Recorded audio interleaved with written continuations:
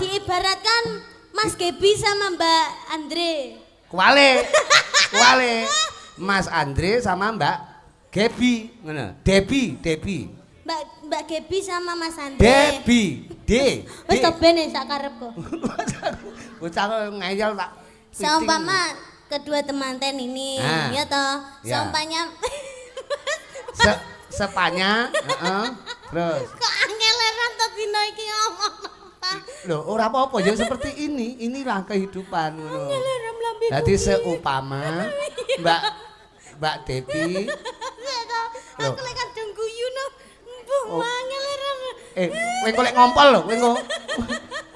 Angger guyu mesti teles kok ya. Iki guyu apa ya, Ran? Kowe iki mulakno ya, kowe kudu sering ngomelu papa ben iso guyu. Stres. Lho. Wayangan ra wayangan pokok melu ngene ra ya. Tenan. Ya bangkrut aku. Heeh. Bangkrut piye wong njaluk apa-apa tak tukokne pokok duitmu dhewe.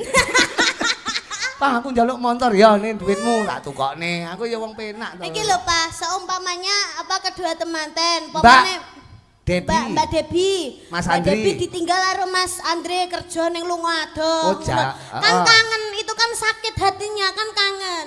Terus lek Mas Andre terus habis itu pulang, itu kan jadinya jamu. Dadi obat kangen kuwi mau. Heeh, jamune kangen kuwi mau. Iya, wis pokoke hooh ngono lah. Kok kangen kok dadi jamu iki. Lah kan sudah ketemu, sudah iya. terobati. Dadi wong kangen ki kudu kepethuk. Nah. Iya. Terus tenan sinden milenial kok iki. Dehem barang ya.